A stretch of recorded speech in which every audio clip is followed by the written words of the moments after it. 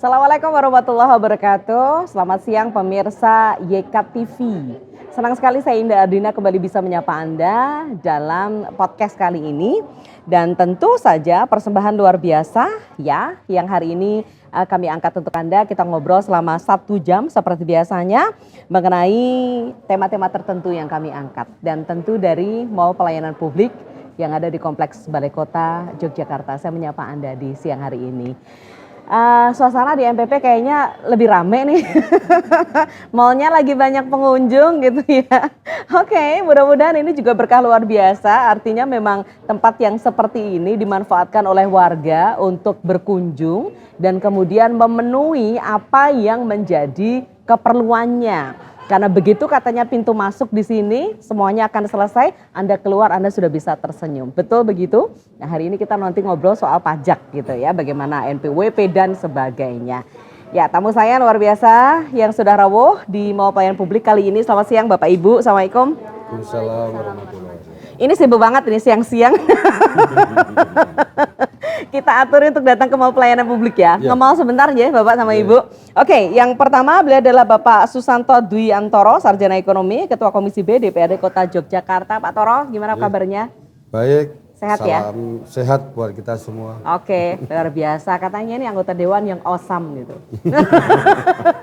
Fansnya banyak Pak Toro. Terima kasih sudah rawuh. Kemudian ada juga Ibu Intan Atika Puspaningtyas, beliau adalah fungsional asisten penyuluh pajak terampil KPP Pratama Yogyakarta. Siang Bu Intan. Selamat siang Mbak Indah. Ya, sehat Bu Intan. Alhamdulillah. Ada kan loketnya di sini? Ada dong. Ada ya. Oke, di nomor berapa loketnya?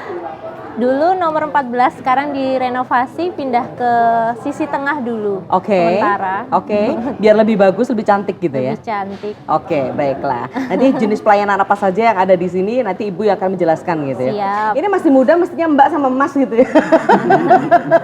Oke, baiklah. Ya, Anda bergabung bersama dengan kami dan tentu saja ini persembahan Dinas Penanaman Modal dan Pelayanan Terpadu Satu Pintu Kota Yogyakarta yang selalu punya acara podcast seperti ini untuk memberikan informasi kepada Anda apa saja pelayanan yang ada di sini. Kita tahu MPP ini untuk perizinan non perizinan semuanya ada. Dan masyarakat sekarang ini kalau kita bicara soal masyarakat ya Pak Toro, ini senang banget ada MPP gitu. Nggak usah kesana kemari, di sini aja semuanya sudah selesai gitu. Jadi apresiasi yang luar biasa untuk pemerintah Kota Yogyakarta didukung oleh Dewan tentu saja karena kemudian menjadi fasilitator yang istimewa bagi warga Kota Yogyakarta. Pak Toro, kita ngobrol sama Mbak Intan dulu ya. Siap. Ya, ini soal NPWP, kemudian soal konsultasi SPT dan layanan pajak lainnya. Biasanya sih orang kalau ngobrol soal pajak tuh bete. Ya. Iya kan? Tetapi sebetulnya tanpa kita sadari dan sesungguhnya harus kita sadari apa saja yang kita rasakan itu dari pajak. Ya kan? Salah satunya juga dari pajak. Bahkan primadona ya katanya itu pajak gitu. Makanya kita mesti mengerti apa saja yang harus kita lakukan, kewajiban kita sebagai wajib pajak. Kalau memang wajib pajak gitu. Mbak Intan monggo, ini layanannya apa di sini? Ya, untuk layanan di KPP sendiri ya. Kalau KPP sendiri jenis layanannya memang banyak sekali. Oke. Tidak melulu pajak itu bayar ya Mbak ya. Oke.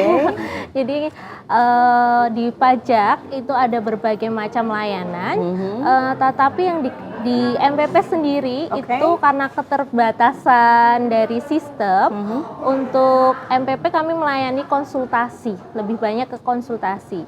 Jadi konsultasi pembuatan NPWP, konsultasi SPT tahunan, konsultasi EVIN, atau yang sekarang ini yang dekat-dekat sekarang ini kan Bapak Ibu sekarang udah ketahui kalau NIK itu sudah sah menjadi NPWP orang pribadi. Nah, biasanya orang-orang itu kesulitan untuk melakukan validasi NPWP karena sekarang di-link dengan data Dukcapil, jadi harus pemutakhiran data. Nah, mungkin Bapak Ibu yang hadir di MPP bisa sempatkan untuk ke loketnya KPP Pratama.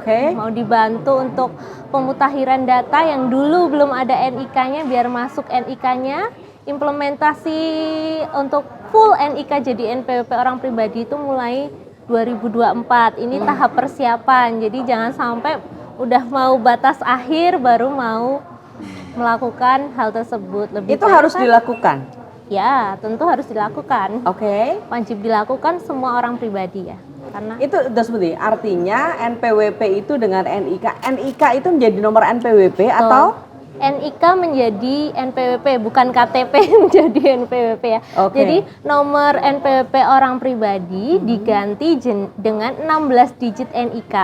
Oh. Nah, kan kita tahu sendiri kalau dulu IKTP itu hadirnya setelah ada NPWP. Jadi kemungkinan banyak sekali dari wajib pajak kita yang orang pribadi yang belum ada data NIK-nya di NPWP-nya gitu. Oke. Nah, Kalau yang dulu itu kartunya NPWP kan belum ada NIK-nya. Tapi kemudian kalau yang sudah ada juga tertera NIK-nya itu sebetulnya nomor NPWP sama NIK sudah sama. oke, ya. Jadi untuk menjadikan NIK itu menjadi NPWP itu harus melakukan itu pemutakhiran data. Jadi yang dimasukkan tidak hanya NIK-nya saja tapi data KK-nya, kartu keluarganya. Jadi Bapak Ibu bisa lakukan sendiri di DJP online. Di DJP online masing-masing di menu profil itu ada tombol validasi. Mungkin di situ ada sudah tertera NIK tapi belum diklik validasi, biasanya belum valid. Jadi harus diklik validasinya. Diklik validasi, kemudian ubah profil. Itu kalau yang jomblo. Jomblo Pak, kalau sudah berkeluarga nih, kalau sudah berkeluarga, istrinya atau anak-anaknya punya penghasilan, terus pakai NPWP kepala keluarga, itu bisa dimasukkan di data keluarga. Jadi bisa dimasukkan di situ anak yang punya penghasilan tapi belum dewasa, datanya dimasukkan, istri juga datanya dimasukkan bisa. Oh, oke. Selama ini biasanya profil didiemin aja ya Pak Toro ya. Ternyata ini ada fungsinya. Ada fungsinya. Ketika kita memasukkan data keluarga kita apa benefitnya? Data keluarga, jadi tidak punya NPWP tapi menunjukkan NIK, NIK ayahnya, nanti pemotongan pajaknya kalau PPh 21 menjadi sesuai tarifnya. Kalau tidak ada NPWP-nya jadi 20% lebih tinggi. Jadi kalau Mbak nggak menunjukkan NPWP, itu harusnya PPh 21-nya nih jadi MC ya, dapat honor, itu harusnya dipotong PPh 21. Tidak menunjukkan NPWP jadi 20% lebih tinggi. Oke. Jadi kalau nggak ada NPWP-nya, rugi dong gitu. Bisa. Peluncuran pertama NPWP sudah dapat kok. Oke, siap. Gaya ya. Dan dulu bilang punya NPWP itu gaya Pak Toro. Tapi mudah-mudahan ini justru bisa menjadi stimulus ya bagi mereka bahwa kita punya kok kartu NPWP, artinya juga ini kita menjadi wajib pajak yang memberikan atau membayarkan pajak kita kepada negara gitu. Oke, jadi yang harus dilakukan adalah cukup dengan DJP online saja, tidak perlu datang ke kantor. Tidak perlu datang ke KPP bisa. Oke, dan untuk penunjukan kartunya itu bisa diprint sendiri ya? Untuk kartu sekarang sudah ada elektronik, jadi bisa lewat DJP online juga. Terus? Kirimkan PDF-nya itu bisa lewat DJP online. Terus? Nah, selain itu sudah ada QR code-nya. Oke. Tapi kalau kita pengen bentuk fisik? Boleh datang ke MPP, terdaftar di mana saja asalkan aktif, sudah melakukan tadi pemutakhiran data, bisa kami bantu cetakkan. Oke, jadi di mana saja bisa? Di mana saja asal aktif dan telah melakukan pemutakhiran data. Oke, baiklah. Jadi silakan dilakukan pemutakhiran data sendiri, tapi kalau mau fisiknya Anda datang ke salah satu kantor KPP Pratama, silakan di sana nanti Anda akan mendapatkan kartu itu dicetakkan gitu. Gratis. Gratis, semua pelayanan pajak gratis. Oke, satu dulu ya Mbak Intan. Saya ke Pak Toro sekarang. Pak Toro. Ya. Senang ya kalau lihat MP-nya rame ya. Jadi artinya orang tuh sudah datang ke sini untuk bisa dilayani begitu. Dan ini pasti akan memudahkan. Nah, kali ini memang kita akan ngobrol mengenai pelayanan untuk pajak ya Pak ya. Kaitannya dengan KPP Pratama yang ada di Kota Jogja. Kantor KPP Pratama di Senopati ya? Jalan Senopati ya, Jalan Panembahan Senopati. Tapi di sini ada loketnya. Pak Toro, apa yang mau Anda sampaikan dulu? Terutama bagaimana kaitannya MPP dan bagaimana pelayanan untuk perpajakan di Kota Yogyakarta. Silakan Pak Toro. Ya, pertama-tama yang ingin saya sampaikan, menciptakan Kota Yogyakarta yang ramah untuk dihuni. ramah untuk investasi Yap. dan ramah untuk dikunjungi. Oke. Sesuai dengan hari ini, tagline-nya kita adalah Yogyakarta menjadi kota pariwisata. Oke. Mau tidak mau hari ini PAD terbesar kita ini ya dari retribusi dan dari pajak pariwisata, jasa pariwisata, Oke. hotel dan restoran, Ya. kemudian berbagai pelayanan terkait dengan yang mengkait dengan pariwisata ini menjadi andalan kita. Oke. Salah satunya hari ini ketika Dinas Penanaman Modal dan Pelayanan Terpadu Satu Pintu, memang kita kembali yang mendorong untuk segera muncul yang namanya mall pelayanan publik. Ya. Agar apa? Agar menjadi satu bentuk pelayanan. Satu pintu, 1000 jendela. Oke. Cukup masuk dalam satu pintu, kemudian sudah banyak pelayanan yang hari ini bisa Dinikmati warga. dinikmati masyarakat dan kemudian mempermudah segala sesuatu terkait dengan pelayanan. Ya, betul. Karena salah satu item di sini adalah terkait dengan investasi. Sehingga mungkin menjadi penting buat kami untuk selalu kami belajar, mengajak teman-teman dinas penanaman modal dan pelayanan terpadu satu pintu untuk melihat. Oke. Regulasi kami kemarin simpel. Saya melihat ketika di Badung, Bali. Oke. Kemudian kami juga melihat dengan kawan-kawan yang ada di Makassar.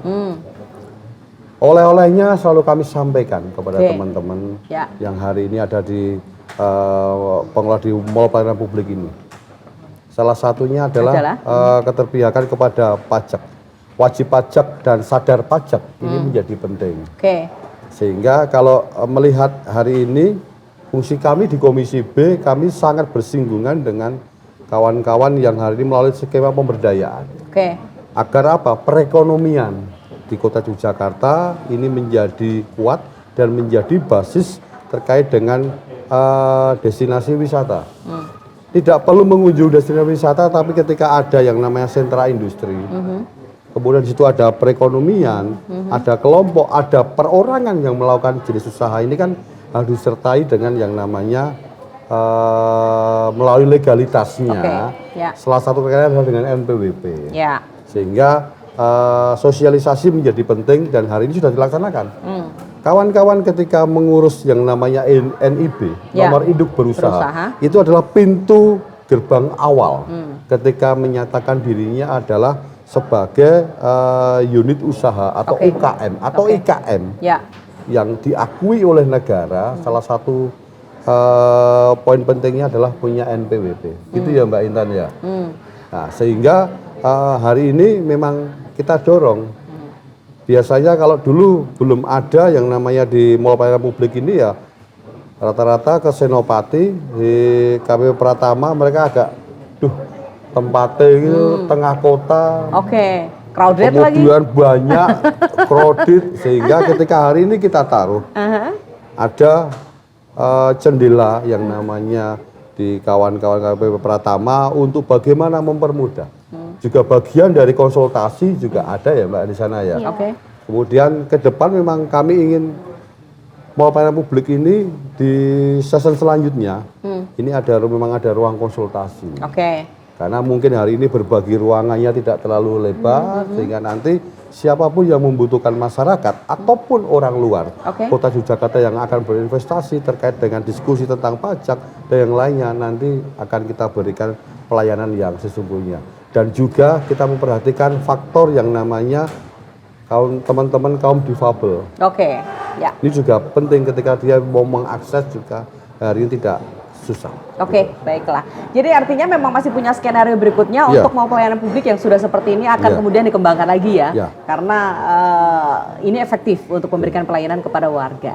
Baik, Pak Toro tadi sempat juga disinggung mengenai UMKM, NIB dan sebagainya. Nanti bagaimana Mbak Intan biar cerita deh mereka konsultasi dan lain-lain ya. Karena mungkin NIB barang baru bagi mereka yang baru. Apalagi nanti PIRT dan sebagainya dan sebagainya. Kita pernah juga ngangkat podcast mengenai perizinan ternyata sudah sangat dimudahkan. Nah, bagaimana juga dengan pembayaran pajak dan sebagainya? Apa yang dilakukan oleh teman-teman KPP Pratama untuk bisa memberikan fasilitas itu kepada masyarakat? Ya kita cerita-cerita deh di sini gitu ya. Mumpung waktunya banyak. Mau cari Pak Toro susah Mbak kan? Jadi Pak Toro ditahan dulu di sini. Baiklah, kalau tadi Mbak Intan sudah memberikan informasi kepada kita satu NPWP, ini terintegrasi dengan NIK. Jadi kalau belum pemutakhiran data, silakan pemutakhiran data. Jenis pelayanan apa lagi yang diberikan oleh KPP Pratama dalam hal ini? Oke, jadi untuk KPP Pratama Yogyakarta itu kan sebenarnya KPP ini lebih banyak ke pelayanan, kantor pelayanan pajak KPP Pratama Yogyakarta. Jadi untuk DJP sendiri itu tentang pajak itu tidak melulu bayar yang saya sampaikan tadi. Jadi ada juga kewajiban kita untuk melakukan pelaporan SPT. Jadi untuk mendapatkan perizinan itu sudah kita ketahui ada KSWP. Jadi itu singkatan semua dijabarkan. KSWP itu konfirmasi status wajib pajak. Jadi untuk berbagai perizinan itu menggunakan KSWP tersebut. Kalau dia tidak valid, dia izinnya nggak keluar gitu ya. Jadi bagaimana biar valid? Ya, yang pertama tentu namanya harus betul, harus sesuai. Yang kedua, nama apa nih? Nama di wajib pajaknya. Jadi nama. Misalnya Indah Ardina itu harus sesuai dengan KTP. Ya, kalau orang pribadi, kalau badan berarti harus sesuai dengan akta pendiriannya. Kemudian yang kedua, wajib melaporkan SPT 2 tahun terakhir. SPT adalah surat pemberitahuan. Singkatannya surat pemberitahuan. Isinya tentang apa? Baik orang pribadi maupun badan, isinya adalah melaporkan penghasilan, aset dan juga hutang. Jadi kita menilai harusnya antara aset itu balance dengan penghasilan harusnya balance dengan aset dan juga hutang dan biaya yang wajar gitu lah. Jadi kalau bisa melaporkan SPT tahunan itu sejujur-sejurnya, tidak hanya melaporkan penghasilannya tapi juga melaporkan asetnya, juga kalau ada hutang dilaporkan. Gitu. Nanti malah didelik ya Pak Tara hutangnya. Banyak juga yang asetnya tuh ditulis kayaknya kolomnya cuma segini Mbak, udah bisa dibagi. Untuk di bagian bawah itu sudah ada keterangan kalau halaman ini tidak cukup bisa diperbanyak sendiri kalau itu manual. Kalau online tentu nggak terbatas, tinggal tambah hartanya ada 100, tambahkan semua dirinci gitu. Itu kalau banyak rinci ketahuan dong, nanti pajaknya tambah banyak dibayarin. Justru. Jadi jika memang dari penghasilan tersebut sudah semuanya dibayarkan pajak dari pembelian aset itu sudah dipajaki penghasilannya, tentu ya tidak akan menimbulkan pajak yang baru. Jadi pajak itu tidak boleh dikenakan atas 2 objek yang sama. Gitu. Iya, nggak boleh ya. boleh. Double counting aja nggak boleh, apalagi double pajak gitu ya. Baik. Terus? Jadi kalau ada justru dilaporkan, kalau tidak dilaporkan nanti akan menimbulkan pajak yang baru karena aset itu cerminan dari penghasilannya. Jadi kalau ada tax amnesty atau pengungkapan sukarela, asetnya nggak ada di SPT itu bisa jadi objek pajak ketika itu. Dan besarannya akan lebih besar dibandingkan ketika Anda melaporkan. Ketika Anda taat itu akan lebih baik daripada tidak taat tentunya. Baiklah. Jadi kalau tadi kolom asetnya nggak muat, itu bisa disebaliknya gitu. Pak Toro sampai berapa lembar, Pak? Baik, itu ya. Tadi SPT tahunan. Kemudian? Jadi sekarang tagline-nya bukan lagi orang bijak bayar pajak tapi orang bijak taat pajak. Jadi taat pajak itu bukan berarti daftar doang udah, aku punya NPWP aku bangga, tapi harus juga melaporkan dengan baik, menghitung dengan baik. Itulah pajak yang benar. Untuk syarat mempunyai NPWP ini apa, Mbak Intan? Syarat untuk orang pribadi tidak ada. Yang jelas NIK-nya harus valid saja untuk orang pribadi ya. Jadi cukup NIK dan KK-nya valid, tidak perlu melampirkan apa-apa. Sudah dapat NPWP. Jadi Anda hanya perlu melakukan validasi NIK-nya itu di laman irekpajak.go.id. Kalau yang sampai tahun 2023 masih diberikan 15 digit NPWP. Jadi masih punya NPWP, punya NIK. Tapi kalau yang setelah mulai 1 Januari 2024 cukup NPWP Anda ya NIK itu. Nomor NIK itu. Oh ya, oke. Kalau yang masih 2 itu tadi harus pemutakhiran malih atau mboten? Iya, kalau yang pendaftaran baru-baru ini setelah berlakunya NIK menjadi NPWP bulan kemarin itu nggak perlu pemutakhiran karena sewaktu ngentri data sudah masukkan NIK dan KK. Oh baiklah. Oke, untuk pendapatan kena pajak dan sebagainya, untuk apa namanya kan kalau punya NPWP ada SPT-nya dan sebagainya. Ini gimana nih aturannya? Orang pribadi, nah ini menarik di saat pandemi yang belum berkesudahan juga, nggak cuman COVID, ada cacar monyet, ada penyakit macam-macam. Tentunya masyarakat perlu banyak insentif. Nah, termasuk juga di pajak itu masih ada insentifnya.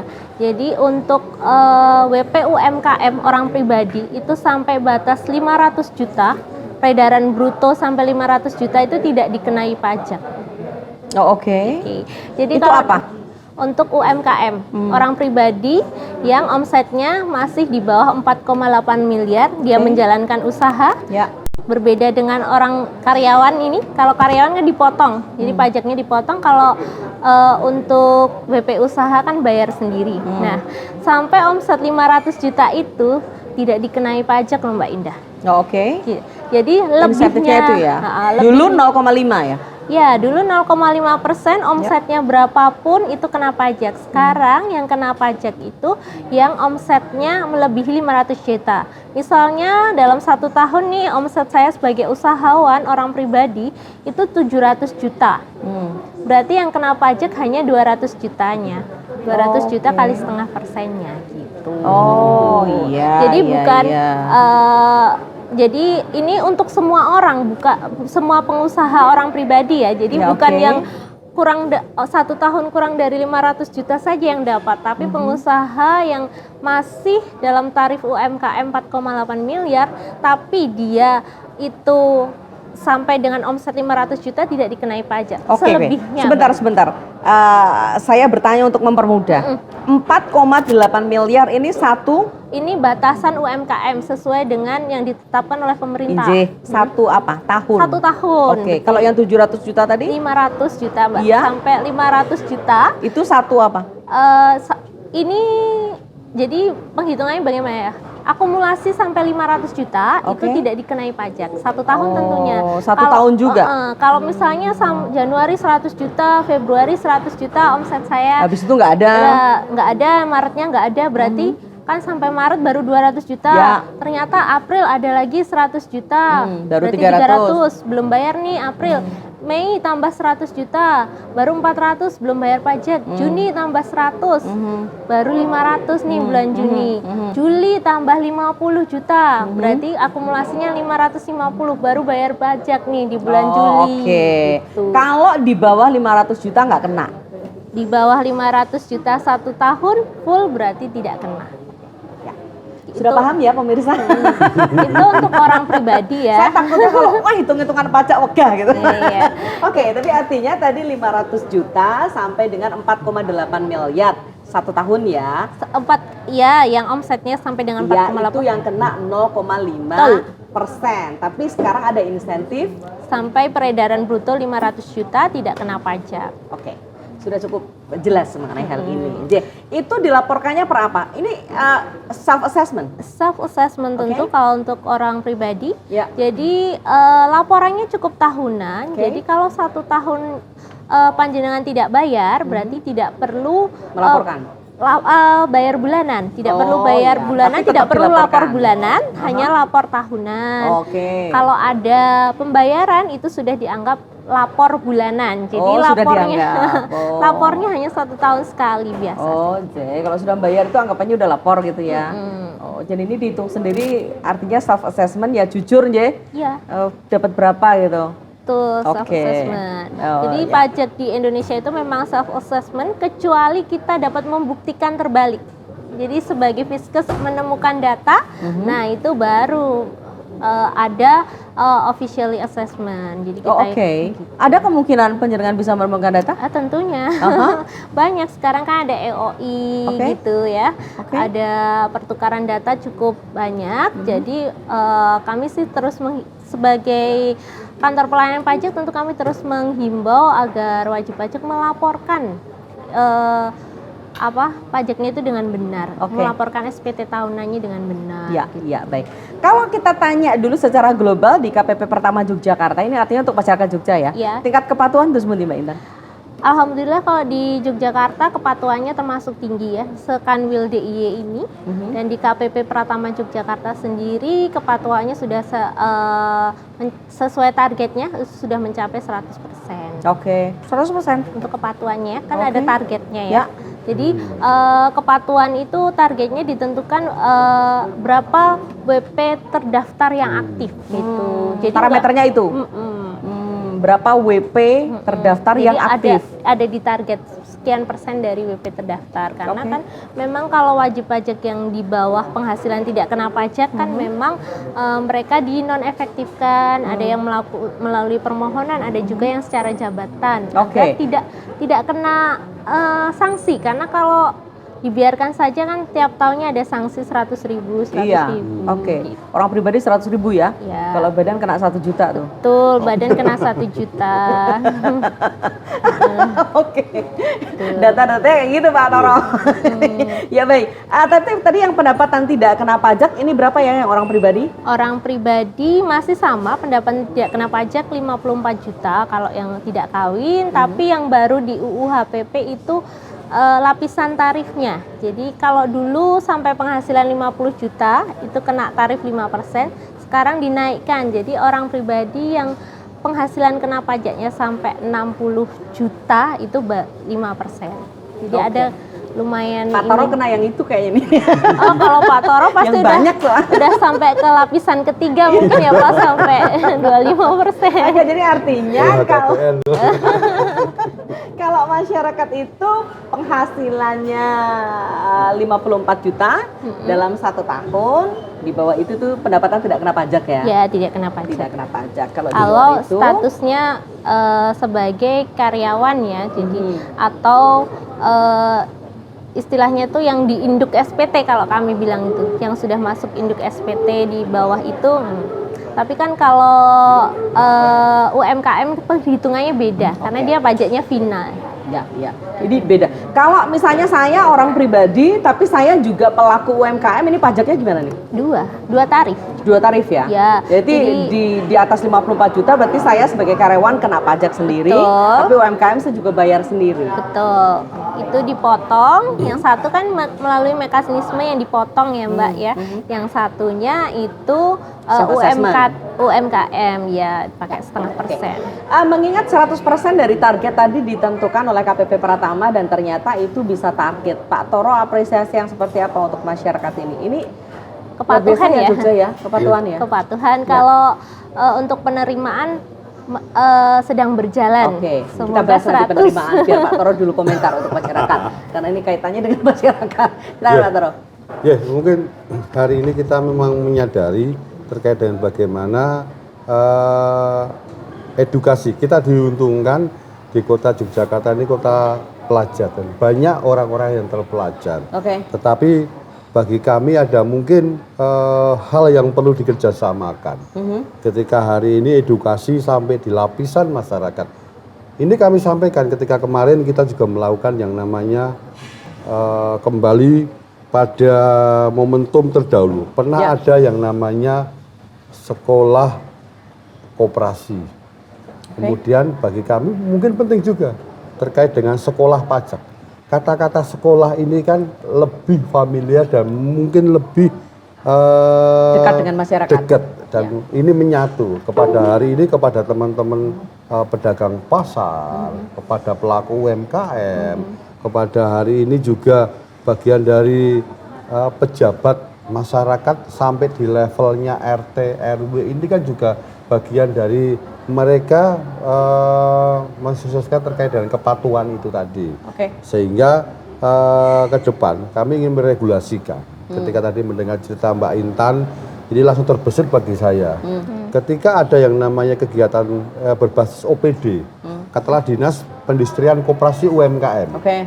Ketika hari ini melakukan sosialisasi, kenapa tidak ketika ada SPPIRT, kemudian NIB, SKU dan yang lainnya, ini muncul juga ada satu kurikulum untuk pajak. Perpajakan ya? Perpajakan tersendiri. Sehingga ini pasti dan juga mungkin kami tidak tahu apakah di KPP juga sudah ada yang namanya kader-kader pajak yang bisa menggandeng teman-teman yang ada di PKK ataupun teman-teman Karang Taruna, sehingga ada insentif mungkin yang bisa untuk mereka juga bisa berbuat untuk Kota Yogyakarta, sehingga yang namanya target tadi kepatuhan 100% sampai dengan pendapatan juga bisa ditingkatkan. Ketika hari ini muncul dari perannya masyarakat, sehingga skemanya adalah button up, selalu mengingatkan. Tidak hanya hari ini kan, kalau bicara pajak mungkin, waduh. Ya iya, bete dulu kan. Ilfil. Tapi ternyata ketika itu dimasukkan secara pelan-pelan, nggak kerasa ya bahwa ini kemudian menjadi oh ya ini penghitungannya mudah, pembayarannya dengan senang hati karena mereka tahu itu digunakan untuk apa. Gitu. Oke, baiklah. Jadi satu pendidikan gitu ya. Oke. Nah, KPP Pratama, saya ingat ketika kita bicara juga soal teman-teman di Kanwil misalnya ya, waktu COVID kemarin kan sering banget ya ngadain Zoom, ngadain pelatihan secara daring kepada masyarakat. Ini sudah mulai alhamdulillah sih ya melandai, mudah-mudahan nggak akan naik lagi ya COVID di Jogja gitu. Apa yang sudah dilakukan teman-teman KPP Pratama Jogja? Sama, kalau Kanwil itu untuk wilayahnya se-DIY ya. Kalau KPP kota ya berarti kota aja.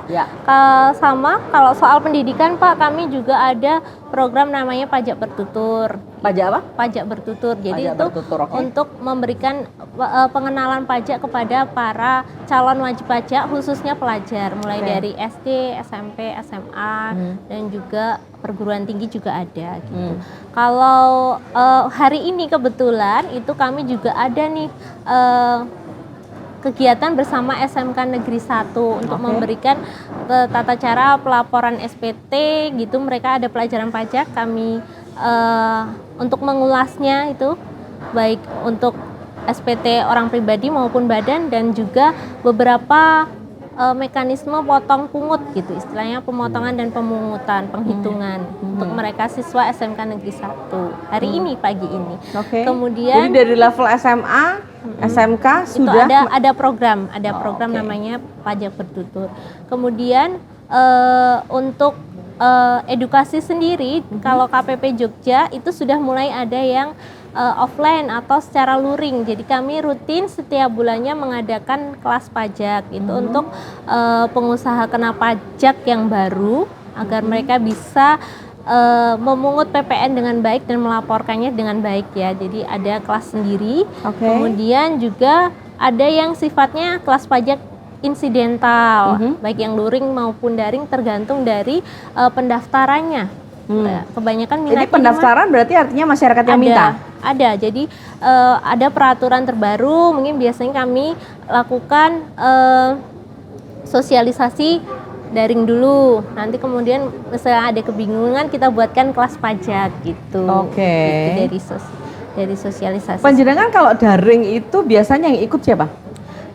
Kalau daring kita biasanya ngambil WP, ngambil wajib pajak. Jadi dari misalnya peraturannya ini tentang apa nih yang terbaru. Jadi yang usaha di bagian situ yang kita undang. Untuk bisa mengikuti secara daring. Ada juga yang kami bekerja sama juga mungkin misalnya UMKM kami juga diundang nih sama gandeng-gendong oleh Seda gitu juga ada.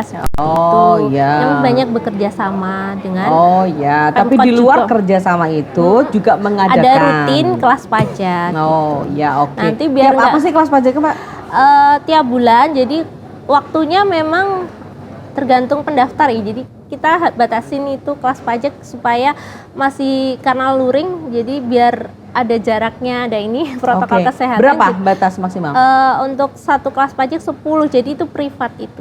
enak Oke. itu. Dan ini tidak berbayar juga. Tidak berbayar tentunya. Jadi kalau mau mengikuti mungkin viewer di sini bisa cek di Instagram kita di @pajakyogyakarta. Di Oke. situ kalau ada informasi sosialisasi baik yang daring maupun luring kita publish di situ.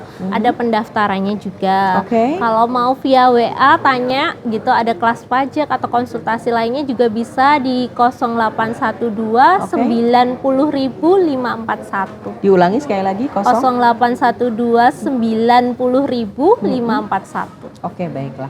Jadi artinya sebagai masyarakat itu bisa ya untuk meminta KPP Pratama datang membuatkan kelas pajak bagi kita gitu. Iya, jadi untuk misalnya nih punya komunitas mau tahu pajaknya bagaimana tapi wilayahnya di Kota Yogyakarta, boleh permohonan narasumber pun kami tidak berbayar. Oke, baiklah. Itu kalau kelas pajak di mana? Kelas pajak di kantor kami. Oh, di kantor pencegahan ya. Iya. Oke, jadi bisa datang ke sana untuk kemudian kelas pajak. Ya. Ini tawaran Pak Toro, fasilitas dari pemerintah tentu saja ya untuk bisa memberikan edukasi. Meskipun tadi masuknya kalau pelajaran sih sudah adanya di SMK ya. Kalau SMA belum ya? Kita tiap tahun ganti target. Oh, ganti target. Oke. Mungkin tadinya SMP ini gitu, terus nanti SMA SMP juga? Ada SMP. Oh, oke. Berarti sudah mulai sejak dini Pak Toro diberikan itu gitu ya. Ya mudah-mudahan ini menjadi tersendiri. Tadi Pak Toro langsung punya gagasan untuk bisa memasukkan itu gitu. Kalau inklusi di buku pelajaran tentunya sudah ada. Sudah ada ya? Inklusi, program inklusi. Oke, baiklah. Tadi Anda bilang bahwa target 100% tingkat kepatuhan. Kepatuhan itu tercapai ya, Ya. tercapainya. Jadi Ya. untuk parameternya tentu penentuan targetnya itu bukan ada di kami tapi dari kantor pusat. Kita Oke, lihat kecuali kepatuhan apalagi target-target yang dicapai? penerimaan. Oke. Oh, banyak sih kalau target banyak.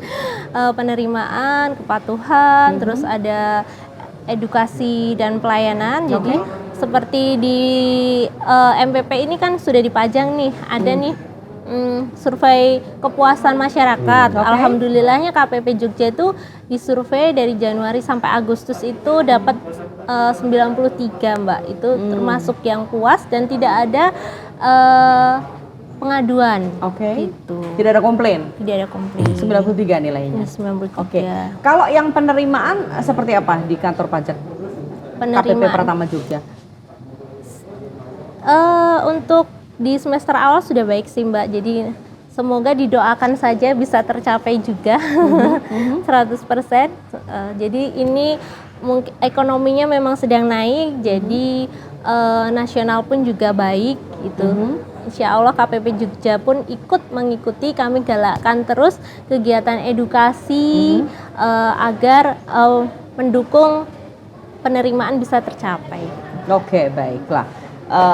Pak Toro, penerimaan katanya baik Pak Toro. Pak Toro sebetulnya kasih tahu dong ke masyarakat gitu sementara ini penerimaan pajak itu di Kota Jogja sendiri dipakai untuk apa aja sih Pak? Tapi gini, saya pengen diskusi dulu. Hari ini mungkin di lapangan, di wilayah. Ini kan membedakan perannya teman-teman BPKAD dengan teman-teman yang di KPP Pratama terkait dengan PPN dan PPH. Oke. Nah, terkait dengan hari ini menyadarkan mereka, bolehlah hari ini masyarakat Kota Yogyakarta yang mempunyai usaha bicara masalah kuliner. Oke. Ketika di situ PPN-nya 10%, esensinya itu kan sebenarnya titipan dari pembeli Untuk melalui pedagang untuk diserahkan kepada negara. Ya. Bagi mereka hari ini mungkin itu sudah cukup. Aku harus bayar pajak. Tetapi mereka masih lupa kewajibannya mereka sebagai pengusaha secara pribadi. Nah, ini yang hari ini perlu dipuskan. Sehingga ketika hari ini aku harus bayar pajak melalui pemerintah. Tapi bicaranya itu kan restribusi, Mbak ya. Ya, jadi seperti ibaratnya orang susah membedakan nih Antara- mana yang di objek yang dipajak itu apa. Jadi uang retribusi dari restoran tersebut dianggap pajaknya pengusaha gitu ya Bener, Pak. iya. Padahal, Padahal? di situ ada dua peran nih, ada pemerintah pusat, ada pemerintah daerah. Pemerintah pusat mengelola PPh-nya penjual, Oke. pemerintah daerah mengelola pajak konsumsi atas pembelinya. Kalau yang itu tadi berarti maksudnya di Yang 10% tadi orang makan dititipkan ke penjual itu, Itu? namanya retribusi, Retribusi. untuk pajak restoran. itu untuk berarti untuk daerah. Daerah. Untuk daerah dan Ya. itu titipan. Jadi aku membeli makanan itu aku lebihin nih 10% karena yang 10% ini pajak atas konsumsiku. Oke, makan jadi di situ. misalnya nih, gampang ya, saya pengusahanya, Iya. saya pengusaha restoran. Kemudian saya memungut itu mungut, betul, ya, statusnya mungut ya. mungut. Itu titipan kan dari para konsumen. Iya. Ya ini ketika kemudian saya berikan ke negara. itu melalui Pemda. Oke, itu melalui Pemda ya. Dan itu daerah. Daerah Oke. nah, yang 10% tadi. Ya. Nah, Mbak kan pasti ambil laba. Jadi itu omsetnya Oke. jenengan itu terutang PPh final tadi yang 0,5%. Oh, ya itu beda lagi. Beda, Itu jadi- pajak yang harus saya bayarkan Betul. karena saya sebagai pengusaha. Betul. Jadi di sini tidak satu objek dipajaki 2 kali, tidak. Cuman yang satu itu atas konsumsinya. Konsumsi. Oke. Tapi kesadaran masyarakat untuk itu sudah bagus atau belum? Sudah banyakkah hotel-hotel, kalau kita bicara hotel restoran pastilah ya. Tapi untuk usaha-usaha yang lain, ini yang seperti apa yang harus dipajaki? UMKM tadi yang apabila memang dia karena sekarang ada batasan 500 itu berarti apabila sudah mencapai 500 tentu 0,5%-nya harus dibayarkan gitu. Bukan, Gimana- artinya yang kena retribusi 10% itu tadi itu semua sudah kena atau belum? Kalau kita jajan kan ada yang pakai pajak, ada yang tidak ya Pak Toro ya? Itu kriterianya kan restoran warung makan ya Pak. Itu Iya. ada di Pemda yang punya izin sebenarnya Pak. Iya. Yang punya Oke. izin Melekatnya di sana ya Mbak Intan? Ya betul. Oh. Izinnya enggak di kami Bukan di- tapi melalui Pemda. Pemkot berarti. Pemkot ya. Iya. Dalam hal ini yang BPKAD itu tadi Pak. Iya.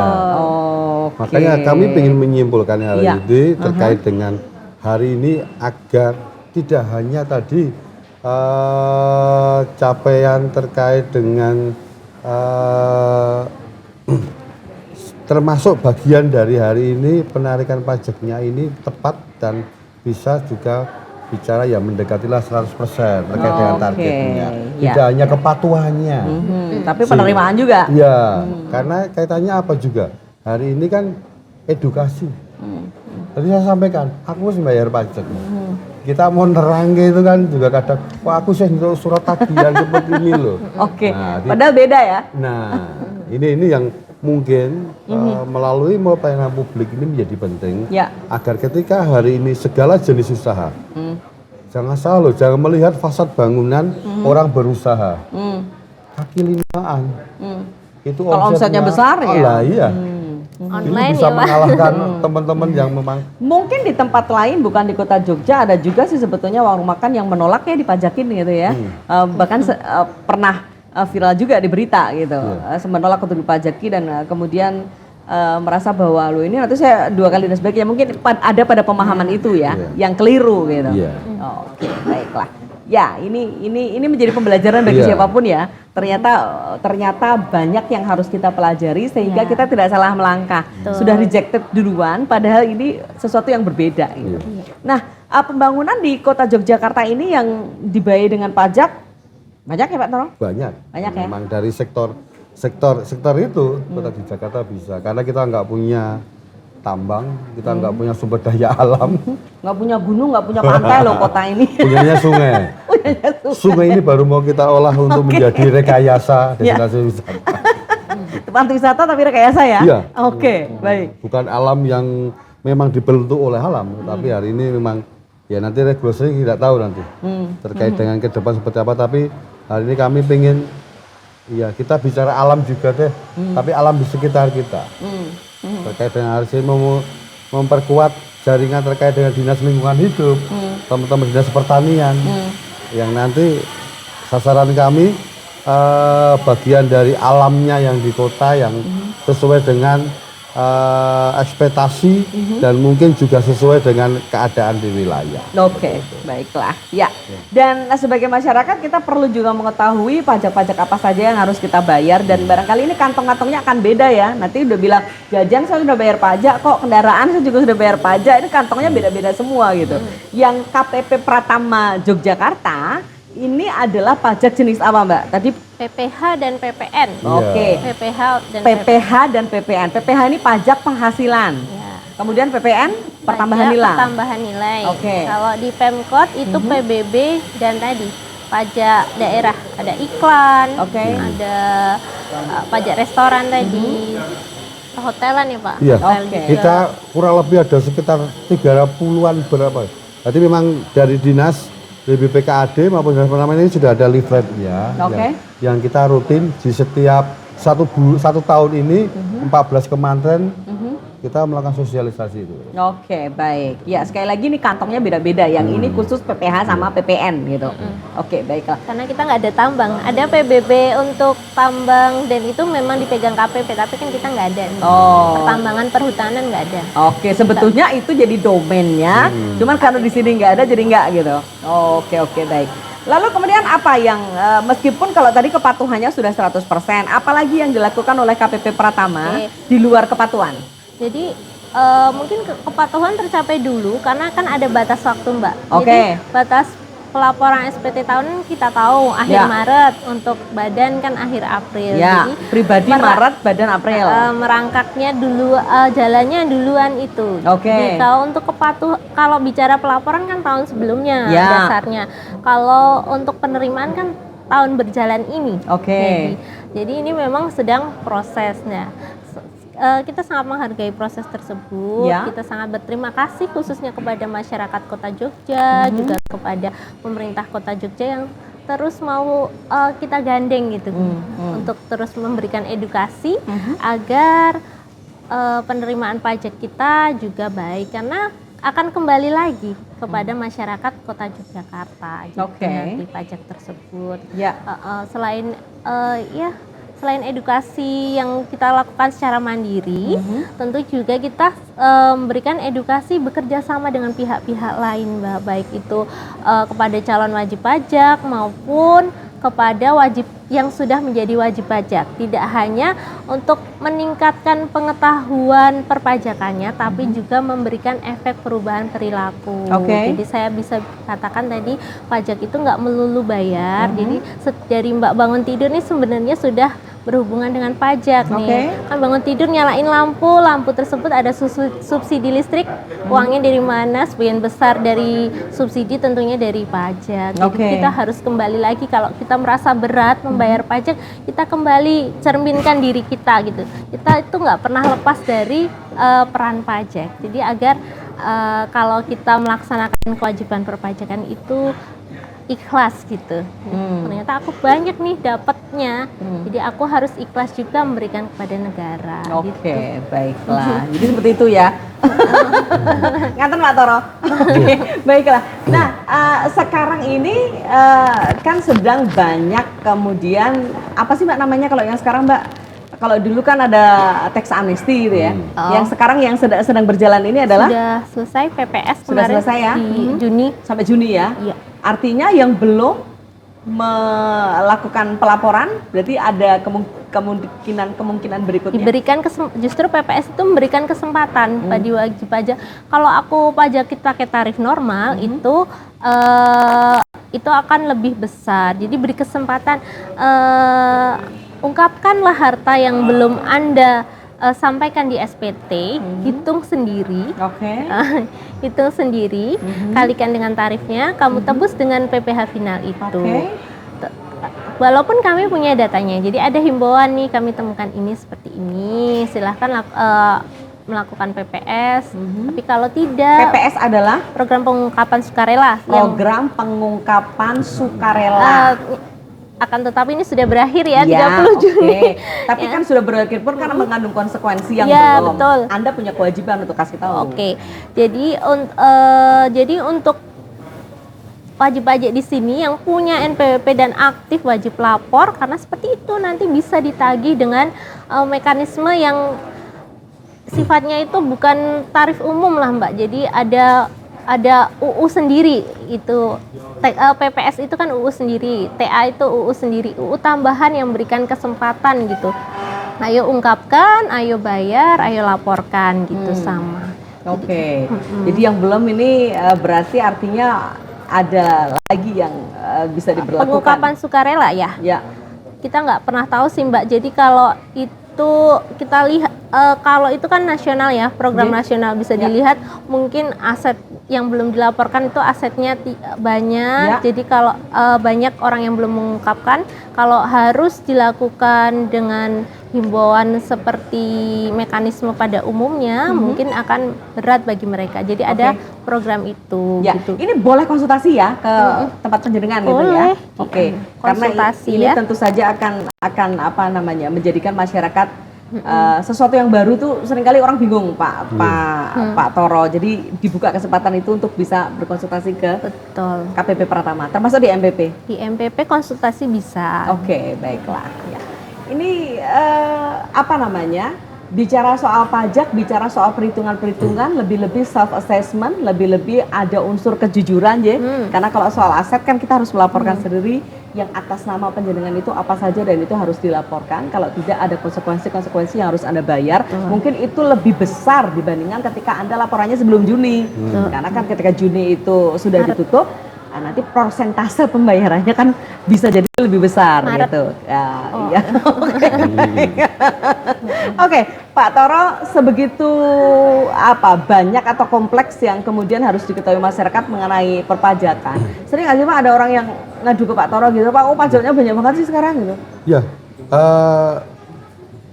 itu hampir setiap hari kami ini berhadapan dengan masyarakat. Tidak hanya ngomong konstituen, tapi masyarakat kota di Jakarta. Makanya tadi apa yang disampaikan terkait dengan hal ini mungkin kami ingin diskusi nanti selepas ini. Ketika bicara ini menjadi programnya pusat, kami ingin tahu kalau dengan bicara secara kekanuilan kota di daerah istimewa Yogyakarta ataupun hari ini di kota Yogyakarta bisa nggak toh secara independen, secara kreativitas atau secara kelembagaan yang ada di wilayah Kota Jakarta kita melakukan sendiri. Beberapa hal terkait dan mendaratkan informasi dan yang lain-lain. Kaitannya tadi saya sampaikan, ketika pengurusan yang namanya NIB, PIRT, izin halal dan yang lain kan bisa diselesaikan di tempat ini. Bicara masalah hari ini UMKM. Kemudian terkait dengan penanaman modal, juga hari ini ruang diskusinya ada, ruang konsultasinya ada. Ada tidak hari ini dimungkinkan ini punya program yang senyampang kalau di Yogyakarta ini kan ada satu kultur pendekatan yang berbeda. Sehingga berbasis budaya ya Pak? Ya, budaya atau kemungkinan ketika hari ini berbasis sistem yang ada di Kota Yogyakarta, kita ada program JSS di sini yang cukup ngurus NIB, SKU dan lainnya serta-merta dengan itu aja selesai NPWP-nya. Satu paket. Nanti kayak kalau orang melahirkan itu otomatis metu aktene, neng kakane sudah nambah, sehingga semua komplit. Orang meninggal dikasih surat kematian sudah metu juga keluar dari kakaknya sudah terasa meninggal. Ini yang ingin kami kolaborasikan. Selama ini belum ya Pak?